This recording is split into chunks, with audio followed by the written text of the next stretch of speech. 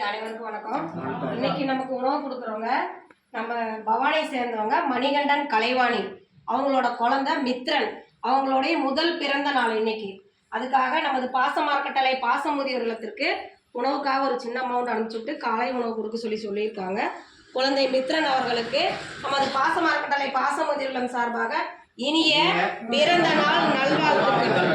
வளர்ந்து நல்லா படித்து வாழ்க்கையில் அனைத்து செல்வம் பெற்று வாழவும், மணிகண்டன் கலைவாணி தம்பதிகள் குடும்பம் தொழில் வாழ்க்கையில் அனைத்து செல்வம் பெற்று நீடூழி வாழவும் நமது பாசமார்க்கட்டளை பாசமுதியோர் இல்லம் சார்பாக நம்ம இறைவன்கிட்ட ஒரு பிரார்த்தனை வச்சுக்கலாம்.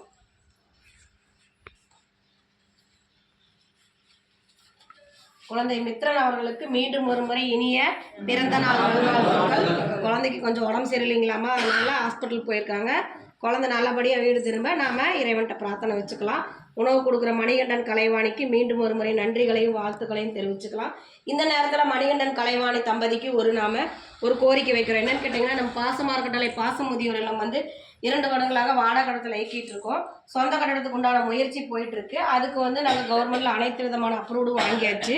உங்களால் முடிஞ்ச உதவியை எங்களுக்கு கூடிய சீக்கிரம் சொந்த கட்டட அமையருக்கு செஞ்சு கொடுக்கலாம். நீங்கள் மட்டும் இல்லாத உறவினர்கள், நண்பர்கள், நீங்கள் ஒர்க் போன அந்த இடத்துல இல்லை சொந்த தொழில் செஞ்ச வர்ற வாடிக்கையாளர்கிட்ட இந்த மாதிரி ஒரு முதியோர் இல்லம் இருக்குது. அங்கே 35 நபர்கள் இருக்காங்க.